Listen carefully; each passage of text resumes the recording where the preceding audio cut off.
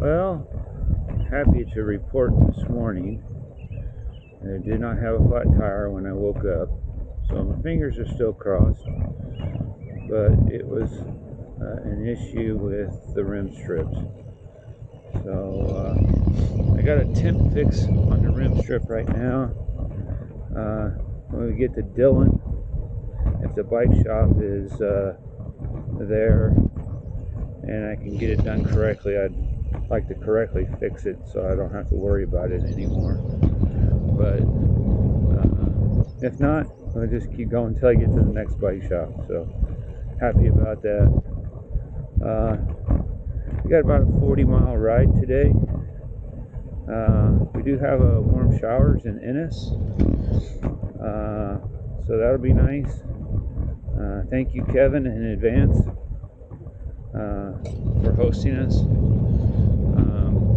We'll probably get there pretty early, so we'll probably do some fishing and then call Kevin around 11 o'clock in the morning, let him know that we're already in town. So yeah, that's the morning update.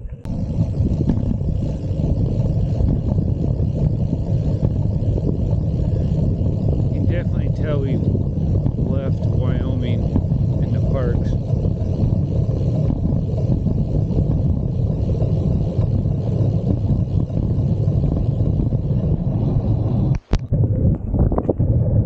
Cyclists could get spoiled with this. We got a pretty good tailwind pushing us. You don't have to hardly pedal. We're on flat ground. Just glad we're not going the other way.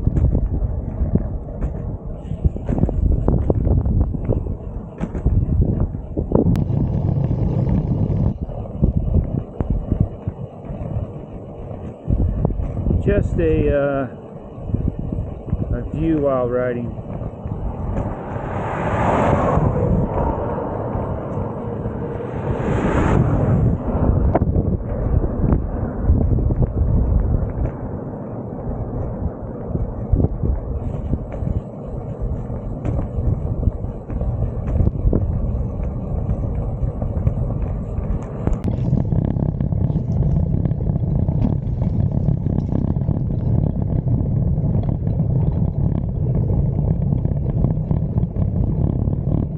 See if there's a little restaurant open for breakfast. Looks like there probably is.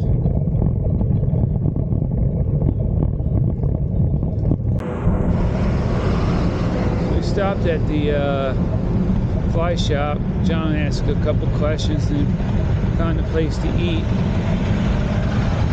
So that's where we're headed right now. We're headed to a place called the Pharmacy for breakfast. So you can see it right here on the right. Obviously it's good because there's a lot of cars parked here.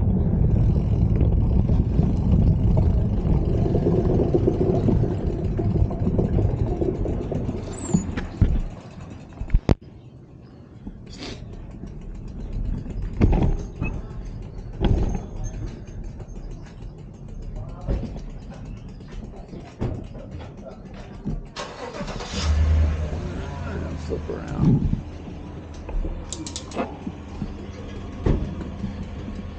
So this is good. We're killing two birds with one stone. Oh man.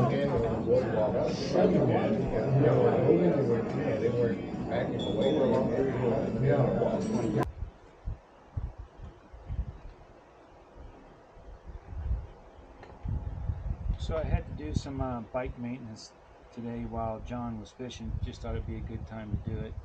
Found a shady spot here in oh goodness, what's the name of the town?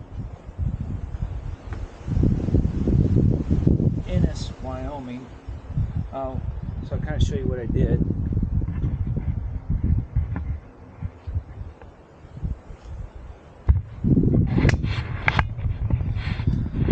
One of the problems I was having was inside the fender, the bolts that mount the fender to the bike, the nuts were sticking, or the bolt was sticking through too far, hitting on top of the tire. So I had to bend this piece of metal to get it up high enough to where it wasn't rubbing anymore. I also had to adjust my brake caliper down here. What happened was it wasn't quite centered on the rotor and was making a rubbing sound just pedaling down the road. The brake pad on here is really noisy when I apply the brakes. You probably heard it in other videos. And there's no way for me to get that out other than replacing the brake pads. But the brake pads look good, so we'll just let that go for now. But the braking's good, even though it kind of squeaks.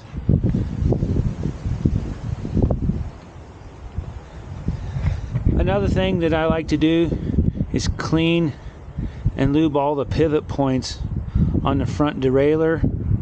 So I did that, and I know it doesn't look clean, but the areas where it pivots, I tried to get it as clean as I could. And then I also cleaned the chain rings up front, got all the gunk that was built up along the teeth. If you take a look, the chain rings are wore out actually, but hopefully they'll make it till the end. They're not slipping right now, so I'm not going to worry about it. I know when I get home I'll probably have to replace both the chain rings and the cassette and chain when I get home, but that's just part of the journey. But I don't have to mess with it now, so yeah, in that sense we're probably okay. On the back, you've seen me do it before. Again, I will clean all the pivot points on the rear derailleur. I cleaned the jockey wheels off with a pocket knife, got the blade in there and was able to scrape all that off just to get the gunk out of there. Doesn't really do anything for it, just kind of keeps things cleaner, keeps the debris out of the chain, and make the chain last longer. I also had to, I have to get down here a little closer.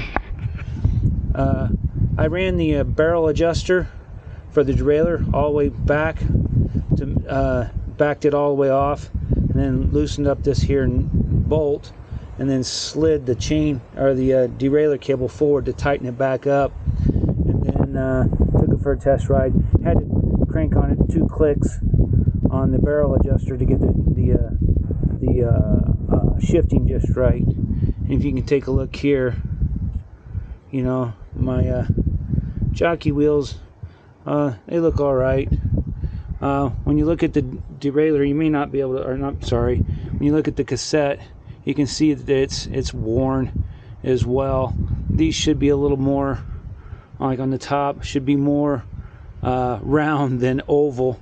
But yeah, we'll worry about, like I said, replacing that when I get home after the tour is over. The back tire, didn't mess with it. It's holding air. So we got a good temp fix on it finally. What I needed to do was, if you take a look, you can see that the nipple is further on the left side than it is the right side. Originally, the tape that covers the hole on the inside of the rim only come over about this far. Okay, so it was covering the entire hole, but here, so what would happen is the inner tube would inflate, it would push that tape in out of the way, and then the inner tube would rub against the inside of the rim and get a hole in it. So what I did is I took the other rim strip, I installed it on this side, it overlapped, so now there's no way, it overlaps going this way and this way over the spoke nipple hole. That way the inner tube doesn't get down in there, rub against the rim, and get another puncture. If I can find a bike shop that has the right size rim tape, I'll change the rim tape out on the front and the back and buy a couple spares just to have. One of the things I haven't showed you is I think I do have an inner tube that needs a repair, but I won't bore you with fixing a puncture on an inner tube. Or maybe I will. We'll just have to see. So yeah, that's what I've been doing while John's been fishing. So Kevin was gracious enough to host us. So this is where we're staying at.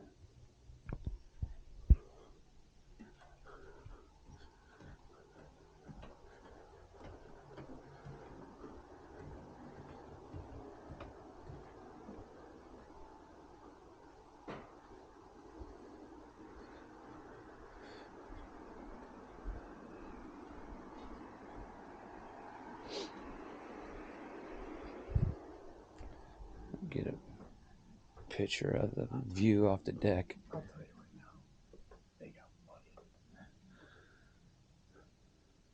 Yeah, this is the view off the front deck of his house. Up here on the bench, what you see below is the city of Ennis, or the village. So yeah, we've been having great conversation. Very, very interesting.